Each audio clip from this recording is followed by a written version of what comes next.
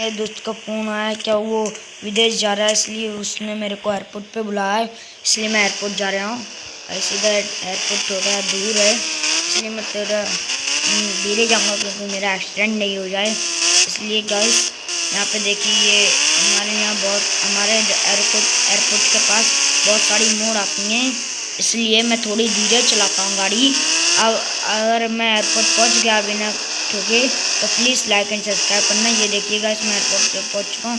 हमारा mini plane खड़ा होगा, हम उसमें मेरा दोस्त बैठ चुका है, मैं भी आ चुका हूँ इधर एयरपोर्ट पे। अब मैं उसको छोड़ने जाऊँगा, मेरे को पार्किंग में खड़ी करने की ज़रूरत नहीं है। मैं इधर एक ड्रिफ्ट मारूँगा, देखिएगा इसके ड्रिफ्ट मारी है मैंने, और यहाँ पे मैं उतर चुका हूँ। यहाँ पे जल्दी भाग के जाना पड़ेगा प्लेन में मेरे को, मेरा दोस्त वेट कर रहा है मेरा गाइस, इसलिए प्लीज़ लाइक एंड सब्सक्राइब कर दीजिए। अब मैं अपने दोस्त को छोड़ के आता हूँ, तब तक आप लाइक